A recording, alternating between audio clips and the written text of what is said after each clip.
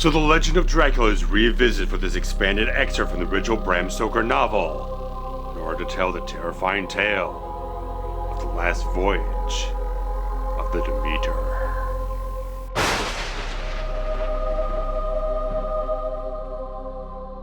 In July of 1897, at the port of Varna, Bulgaria, the merchant ship Demeter takes on cargo for transport to London.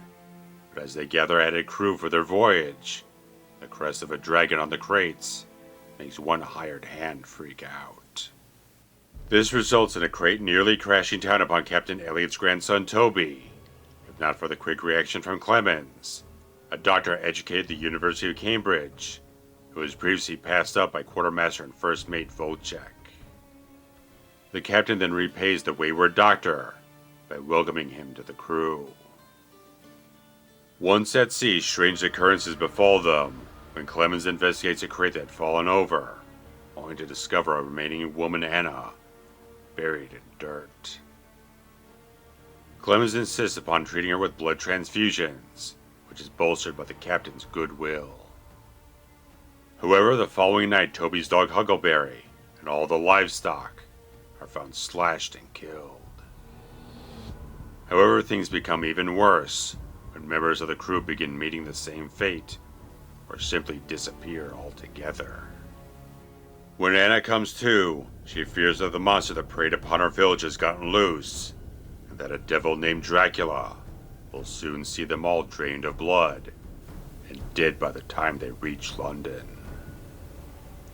As they all finally lay eyes upon the ghastly creature, the crew of the Demeter must find a way to vanquish this embodiment of evil before they reach land, even if it means sacrificing both the ship and their lives in the process.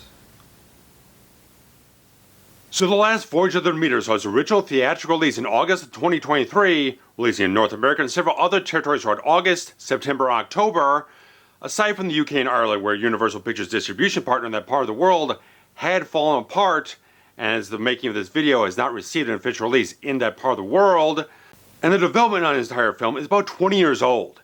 It'll start with screenwriter Braggie Shute Jr. kind of developing this entire idea with kind of a colleague he knew who worked on Bram Stoker's Dracula, the Coppola film, and it just kind of developed this point in time, having very much a focus on being sort of a takeoff on like Ridley Scott's Alien, but Dracula on a sailing boat. Very much getting that captain's log chapter from the original Stoker novel, expanding that into a feature film, and went through a lot of different hands. Even James V. Hart, who worked on the adaptation of the Coppola film, actually turned it into a screenplay draft, entire thing, and it circled around through a lot of different names. Like director Marcus Nispel was involved in the entire thing, and director Neil Marshall was once attached to helm the film. There was an entire revolving door of actors attached to things such as Newyer Pace, Ben Kingsley, Jude Law, Viggo Mortensen, just like constantly. It's like as the thing kind of maybe stalled out and didn't develop fast enough, and there was like scheduling conflicts, jump into different places, and people kind of jumped in and bowed out and stuff like that. Just jumped around for different production companies and stuff like that, but eventually landed at Amblin Partners, which is like Amblin Entertainment and DreamWorks. Then of course Universal gets involved to ship the entire thing. All just started finally coming together here, and they got screenwriter Zach Olekes actually do the final draft, the entire thing, and got a certain director involved in this thing, such as André Øvredal, who had done Troll Hunter, Scary Stories to Tell in the Dark, Autopsy of Jane Doe. So very particular type of films that really weren't like the biggest type of things in the world, but he really established himself as a very good track record from what I've heard from people saying he's done very, very good work and very consistent work over these films, delivering very good things. And I like the fact that they kept their initial idea there of like taking that Ridley Scott Alien approach to the entire thing, where there's just one creature aboard this entire ship, and it's changed the period setting. It's not the future, it's like 100 or so years in the past. And you're having that entire authentic feel of the entire time period, that era, and the people, whatnot, that mentality of writing those characters and having very deeply fleshed out characters as well. They feel like all very fully three-dimensional characters on screen to bring forth a full life to what you're experiencing throughout the entire thing. As I'm watching this whole film, it just feels like a real literary work. It feels like something I could watch like a big stage production, because all the actors have that sort of screen presence. You feel like they could step on a stage, they could reach the back row, but still maintain the subtlety of their performances and the different qualities you have to bring into a very textured quality of the screenplay, of the story, of the characters here. It feels very much like it's very much of that ilk. I could watch this easily back to back with the Coppola film. It feels like it's of that same ilk, that same world, the same depth of texture you want to get from something like this in that regard. And so much of what André Øvredal brings to the entire thing is just so much that focus on the quality of the characters and focus on the close quarter quality of the entire film. Just creates an atmosphere, a claustrophobic sense some places, but still has a richness to whatever it's doing on screen. Not just the characters, but how you're exploring the world that they exist in. All the different qualities about that stuff just feels like it's a very wide, lived-in world in that regard. It feels like it's so much of the era. It's all the different qualities you have with the production design, the costuming, all the different things involved in the entire design of the entire film just envelops you in that sensibility that makes it feel like a very tangible world. And highlighting so much of that production design and the quality of everything in that regard, the film is photographed just with tremendous artistry by Tom Stern, who's pretty much Clint Eastwood's go-to cinematographer for about the last 20 years or so. He's also worked, he shot like Exorcism, Emily Rose, and a couple other pretty good films in that regard. So this guy, when you're watching this film, this guy knows how to shoot a film like living hell.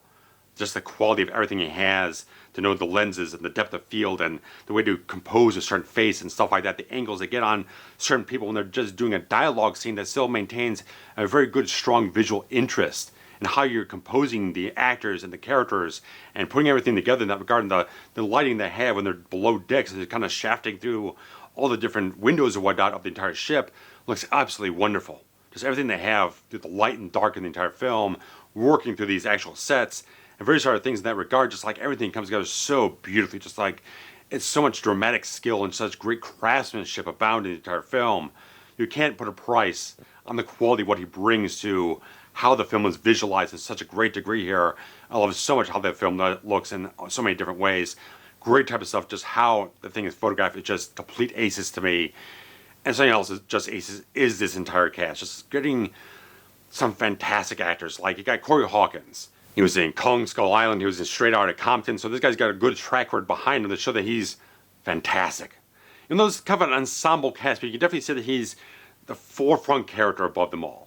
He just has that little extra quality that there's a good focus on his character throughout the entire story here, showing that he is the one that we're kind of getting the most perspective on, the most depth, the most perception on who he is and where he's going through the entire narrative here, and just like he does a great job portraying Clemens here. He's a very educated man, just has this very deep real-world philosophy, just a wider perspective on trying to further understand the world they live in. Just like he's not out there for material gain or something else like that. It's just he's trying to explore the world to find deeper meaning in it. Just like it adds so much thematic quality to his character. He's been through different things in life, different experiences that everyone else on the ship has been through, being a man who got a medical degree, but in the world that he lives in, the color of his skin still kind of outsets him from everyone else in the entire world, and he gets opportunities, but then he's kind of shoved to the side and kind of dismissed in that regard. So he's a guy who has a certain level of depth and certain understanding of certain things, but not as much of a deeper meaning of the entire world around him. So how that gets explored in their film is very smart type of stuff, just very wonderfully woven through his entire performance. I think he's absolutely wonderful with such easy chemistry with everyone on screen. Everyone just works and flows and ebbs between everyone on the entire film. It's such a wonderful cast that just really brings forth marvelous performances. Just a lot of the acting quality of this film is such a high degree in that regard.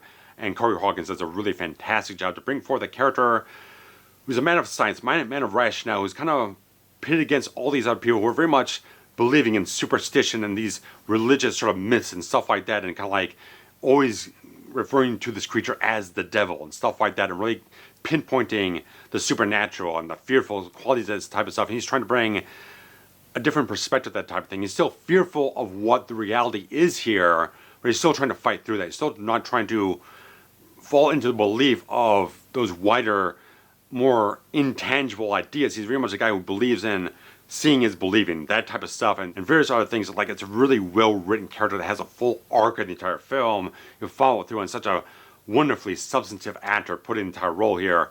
I think he's absolutely marvelous in the entire thing. And of course, you got Woody Norman here, putting the character of Toby here, who's the grandson of the captain, and he's wonderful. Just like great type of qualities of, sometimes you get these kid actors and some not quite so good. They don't really have that it factor, but he has it so much. He works so well with everyone else on screen. He has a very genuine, heartfelt quality, and you get attached to this character very, very much, and how he works with Clemens and stuff like that, how they form a bond between one another.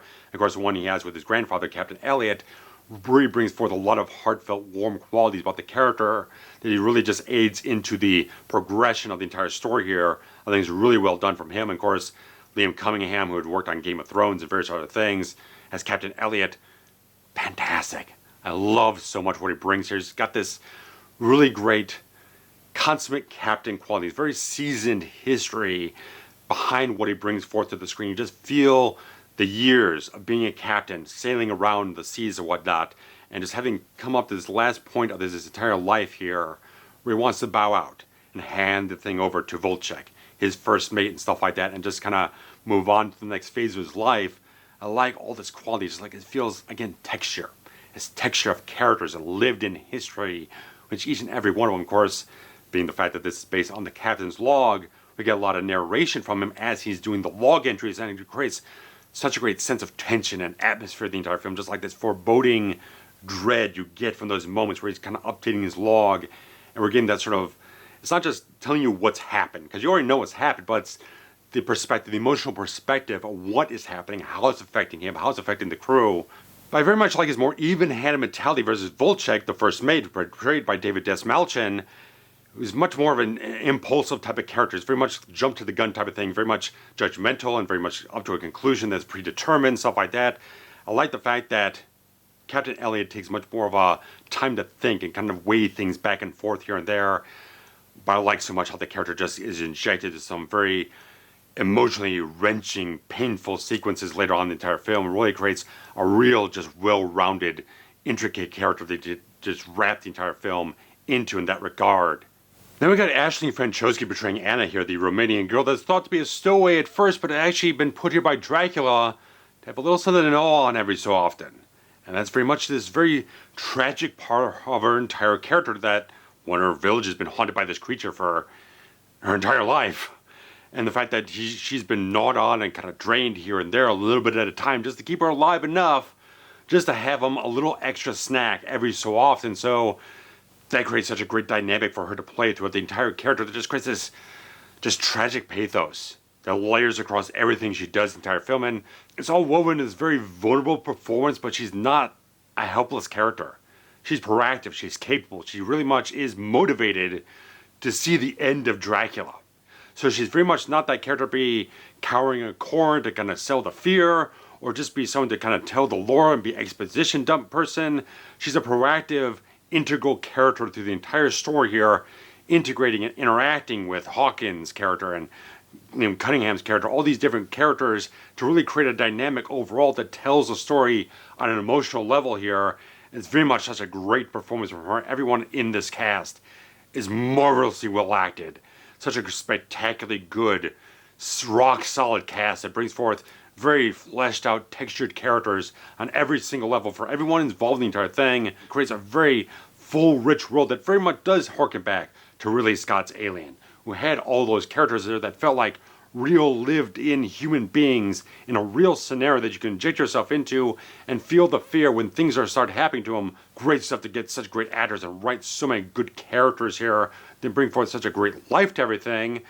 And very much the effects in the entire film, for a large part, a lot of this stuff is just fantastic. I mean, the physical makeup effects, we're getting the grisly gore and all that type of stuff, just like it looks fantastic. It's so realistic. And of course, you got more subtle makeup here and there. So with Anna, showing her when she's a little bit more malnourished and stuff like that, a little bit weaker and whatnot, and she builds things up as you're getting this blood transfusion from Clemens to kind of filter things out in her system. You're a little more healthy, so they kind of subtly shift that overall from different places. Of course, the actual work done on Dracula here, portrayed by Javier Botet, is really fantastic. Just like the design, certainly harkens back to Nosferatu and various other things, but I really wanted to take a little bit of a slightly different approach in some places here and there with the fangs and a few other little details here, but the fact they put together a full body makeup prosthetic for the actual actor, who is very, very lanky, very much fits into the entire mold of this very gangly creature that kind of takes on slightly different phases as he feeds more and more and gets stronger and stuff like that, and he eventually turns up in this entire bat creature, entire film. Very much good type of stuff, but even though they have great visual effects. The fact that there's a lot of stuff in the film that you really don't perceive as visual effects. The fact that they did so many landscape extensions, so many extensions on the actual ship itself, and of course all the stuff they actually showed the ship kind of sailing across the sea is all digital effects stuff. It's all seamless type of things here and there to get all this entire world built around the entire ship, and all the different characters kind of envelop you in that time period setting. It's very much flawless type of stuff, but there's some things involved with actually putting digital effects on Dracula. Not so much when you're like wide shots or something else like that when it's flying around or doing other things. It's more the close-ups. Now, I don't know the fact that they couldn't get as much expression in the face of the prosthetics as they could, as they wanted to, that they need to, and they had to go to digital effects to kind of accentuate things on the face, where you get a lot of these close-ups where you can tell that it is digital effects. It's just the subtle little things, how it moves and stuff like that. You just tell it's not quite as organic as the rest of the film really is showing itself off to. So I like so much how the feeling of the film has that old school, almost like 70s horror movie quality.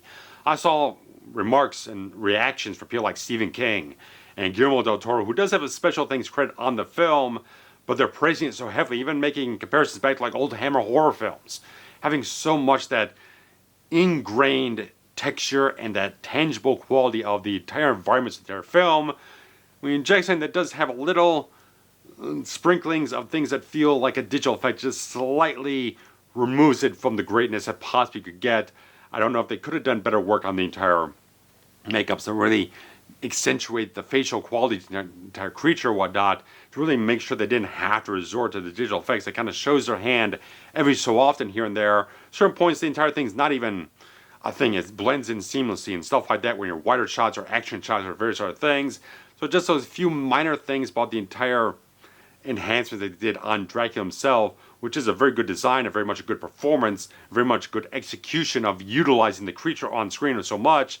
Just those little things just kind of tipped it off just a little bit, just like it just slightly irksome in that regard, but it doesn't break the film whatsoever. And just the fact is, the Bear McCreary score, Lord Almighty, this guy, I love what he does for scores.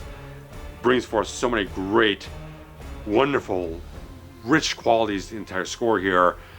He just weaves together these haunting atmospheres with these deep sounds and the wonderful chorus he has going on through the entire score here. Plus, it's really nice, light sort of melodies here and there. Just like when you're getting to know the characters at the beginning of the film, when Clemens comes on the ship and you have these nice strings going on in some places here, just like it creates a very rich tapestry for the entire score to kind of lay over. Just like he's wonderful at creating these big, strong, wide scope scores in such a way, and just like it adds so much character to the entire film, just have all these elements here. And he was kind of a late addition to the entire film. Really, originally it was going to be Thomas Newman doing the entire score, but he kind of had to bow out, and then Bear McCreary stepped in and just did a fabulous, fabulous job the whole thing.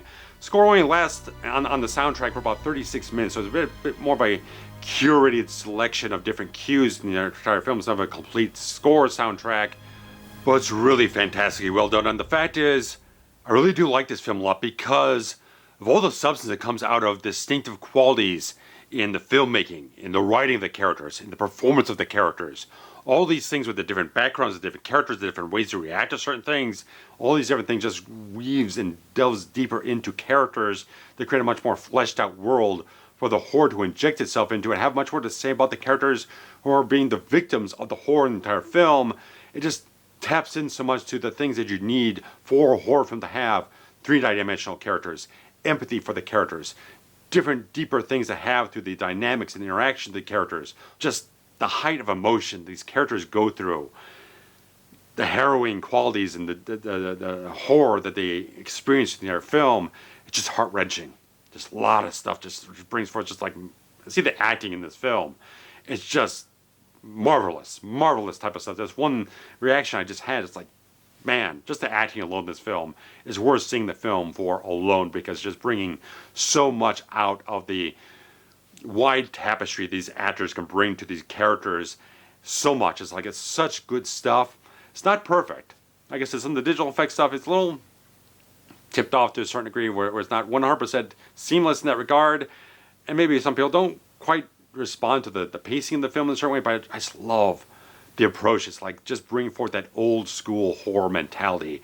It's a little bit of a slow burn, a little bit of creeping suspense and tension here and there. Really good type of things. They really have the moments where they could just bring the dramatic sensibility to the entire film really up and get the chills going and stuff like that. So the story itself very much is compelling. Just the fact you could take this one chapter of the entire novel and bring it out and accentuate and fill in the gaps between the different log entries from the novel and bring it out to a much fuller story on its own right. They kind of just spotlight this one thing. It could be a very focused, contained piece of horror in a wider story. It's a very much smart type of thing. A smart approach to take on another thing of Dracula instead of trying to adapt the entire story all over again.